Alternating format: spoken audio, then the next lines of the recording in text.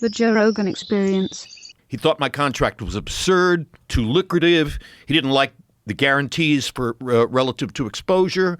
And he told my agent flat out, he said, I'm going to get rid of Jim. I'm going to make him walk away. And his first method for doing it was boxing. Wow. So, of course, that means he didn't know that the very first sports event my mother ever sat me down to watch when I was 6 years old, after my father died when I was 5, was Sugar Ray Robinson versus Bobo Olson for the middleweight championship on Gillette Friday Night Fights. That I had grown up all through my childhood and teenage years watching Gillette Friday Night Fights. And later, people would say to me, who's the voice in the back of your mind when you're calling fights? Is it Cosell? I said, oh, hell no. I would never try to emulate that.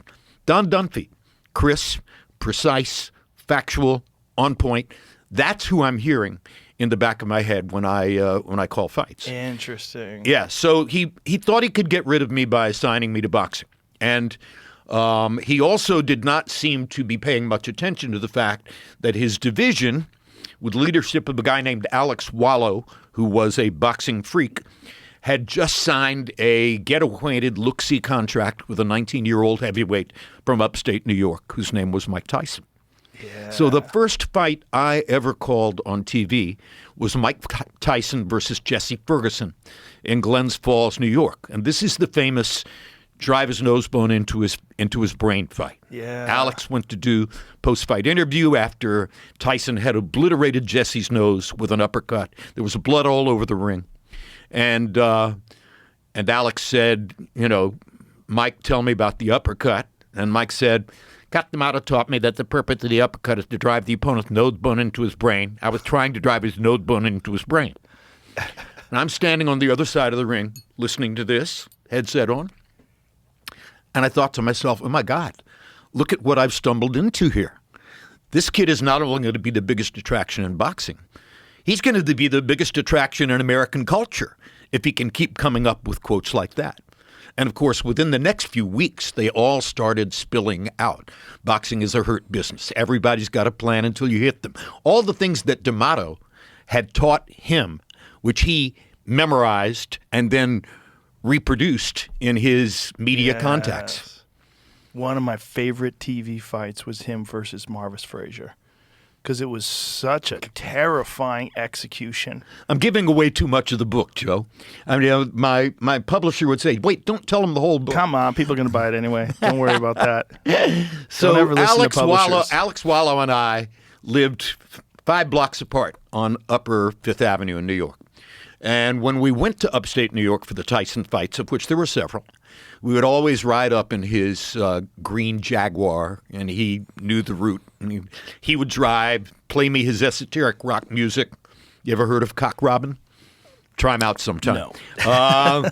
And so all the way up to Albany for the Marvis Frazier fight, Alex is saying to me, I'm thinking of saying in the opening on camera that Mike will knock him out in the first round. Do you think that's too audacious? And I said, well, Alex, you're the expert. I'm just a throw-in blow-by-blow guy who's trying to get my feet wet here. I'm the last person who's going to tell you what it is you should say. So if you believe Mike is going to knock him out in the first round and you're confident saying that, first of all, no one's going to penalize you on Monday if you're wrong. Nobody's going to print some big headline that says Wallow was crazy or something like that. It goes into the wash at that point. And second of all, if you're right, you will get credit for it. If you're right, Rudy Martzke will say so in USA Today. And so that's our position for 2/3 of the trip to Albany. And now in the last, 40 or 50 miles, he starts saying, what if I said he's going to knock him out in the first minute? Do you think that's too brave? Same thing. Alex, if you believe he's going to knock him out in the first minute, you go ahead and say he's going to knock him out in the first minute. I'm not here to control you or tell you what to say. Say whatever you want to say. I think I'm going to say that he's going to knock him out in the first minute. So the following day, we do a rehearsal for the opening on camera, and he says he'll knock him out in the first minute. Then when we do the live opening on camera for the show, he gets a little more cautious. And he pulls it back to, there you are. Look at young, That's handsome Lampley Jim and Alex Lampley. Wallow. Yeah. Look at you. Hair parted on the right, We'll get to that in a moment. He pulls it back, and when we do it live on camera, he says Mike will knock him out in the first round. Was it 33 seconds or 31 seconds? I think it was 33 seconds. And all the way back to New York, he is moaning and groaning. Why in God's name didn't I say what I really believed? Like, Alex, you said he'd knock him out in the first round. And you were You're right. You're going to get credit for that. Yeah. You were right. Yeah, but I could have gotten more credit if I'd said what I really believe. That's such a silly perspective. We talk about fighters freezing. Yeah. Marvis froze on Saturday. I mean, on Friday, the day before the fight. Well, Marvis was frozen. Well, we knew. We knew coming into that fight. We knew. It was a perfect fight for Mike to showcase because Marvis had the giant name because he was Joe Frazier's son, and Joe Frazier had been trash-talking Mike. And it helped to create what ultimately became the myth of Mike Tyson.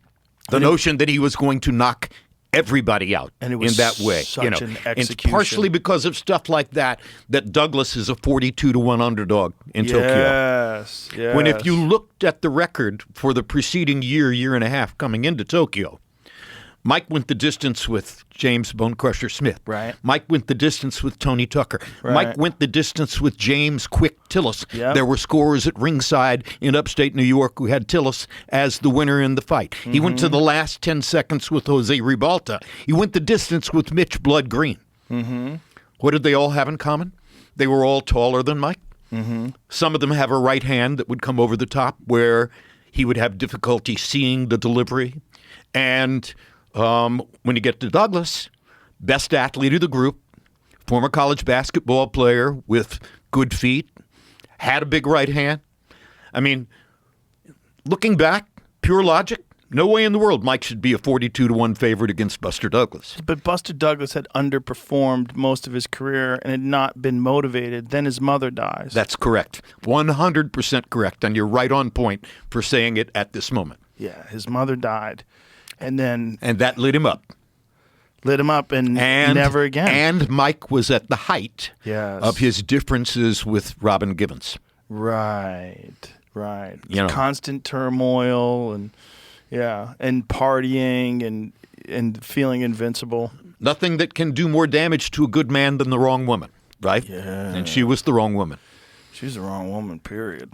Yeah, that was there's certain women out there like that they can tank your life. Yeah, and unfortunately. OJ used to say to me, if you want to know what the daughter's going to be like, look at the mother. And if you looked at her mother and the background relative to Dave Winfield and all of that, maybe you could have predicted. You probably could have. Or as Merchant said in our on-camera prior to the Tubbs-Tokyo fight, Tyson versus Tubbs in Tokyo, first fight I ever did on HBO. Larry had a line before the fight where he said, this is the beginning of the Robin thing. Cuss had died. Jimmy Jacobs had died. No, Cuss hadn't died. Jimmy Jacobs had died. At any rate. With Kevin Rooney was already out then, right? That's right. Yeah. Larry said, since the beginning of organized boxing, heavyweight champions have often consorted with actresses and never to their benefit. Right. So you're watching Tyson Douglas, for instance, and you see these two novice trainers struggling with a condom filled with water to try to do something to ease the swelling in his eye. Yes. No end swell. Yeah. Unbelievable. Yeah. I remember Ray nearly fell off his chair when he saw that. It's just so hard to believe that you could achieve the highest level of combat sports, the heavyweight champion of the world, and yet have this really rank amateur corner. There was so much that was taken for granted about Mike. Yes. During that stage of his career. Yeah. The only person in that camp, once D'Amato died, and Jimmy died, the only person in that camp who was really aware of how vulnerable he could be was Mike. Mike was a boxing genius. Mike knew much more than those guys about how to prepare for a fight, et cetera, et cetera. Right. But again, before Tokyo, he was distracted. Yeah, he was thoroughly just, distracted. and it comes with success, all the trappings. I mean, he was just constantly, You know Mike, right? yeah, yeah. Very Have you well. had him in here? Oh, a couple times. Yeah, One of the most lovable I people love in the him world. to death. Yeah, he's Yeah. great. You can't not love Mike No. if you know him. No, if you know him, I mean, the first time I met him, it's hard to believe he's really in the room. You're like, I can't believe he's real. Like, he's right there. This is Mike Right. Tyson. 'Cause me as a child, I remember when I was a kid, I guess I wasn't a child, I'm only a year younger than him, but when he lost to Buster Douglas, I didn't watch it until after the fight. I watched a replay of it, and I still expected him to win. You know how crazy that is? Like, that's the kind of aura So that you've Mike read Tyson in the had. paper and on the web that he's lost, but you're still expecting him to win. I remember I heard about it in a gas station. Someone told me in a gas station. And I can't believe this is true. I was getting gas, and I heard, did you hear Mike Tyson got knocked out? And I remember pumping gas on, what the fuck are you talking about? Like, what? Like, Buster Douglas knocked out Mike Tyson? What? For real? So we talked about the call of Foreman Moore and where that call came from. The other call that is on that same level in terms of, people remembering and stuff like that is that call. And you just came very close to identically articulating what my call was because, I'm watching the rounds in Tokyo and I've arrived in Tokyo with firm opinion that Mike is going to knock this guy out in 1, 2, 3 rounds, something like that. And as the rounds go on and you're watching the debacle unfold, the, water in the rubber glove to try to stop the swelling and stuff like that, you realize that the preparation might not be all there.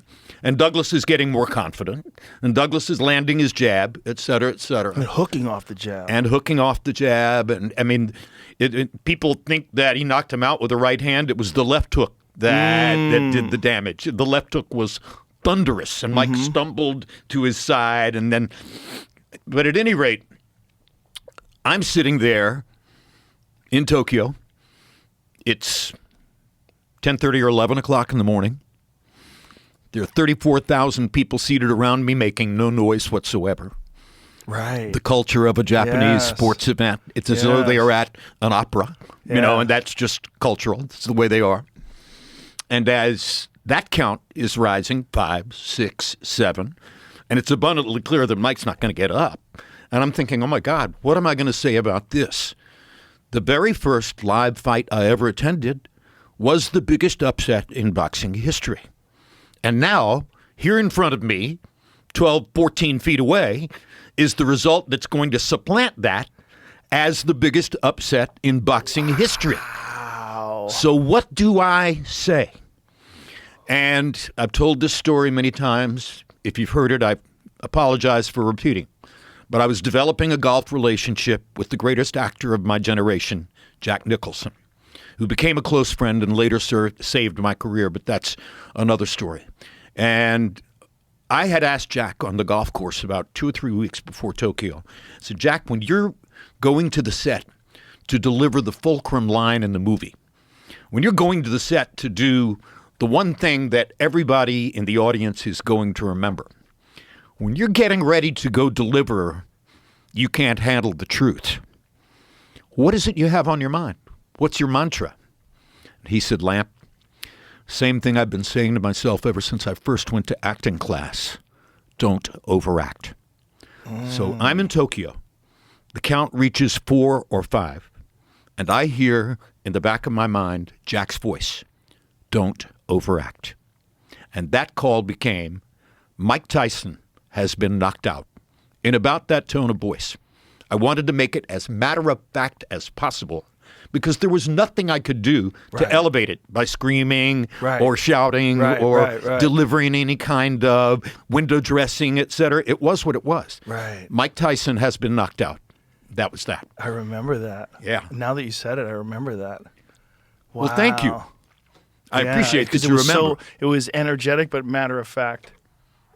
Well, there it is.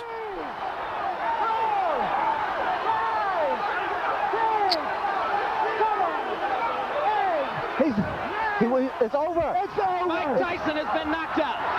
All right, so I did shout a little bit. Yeah, I did shout it a little bit. All right, just a I give little bit. myself too much credit No, for the it was matter of perfect. fact. But that, of Boy. course, that's my younger voice. It was a little bit higher. Yes.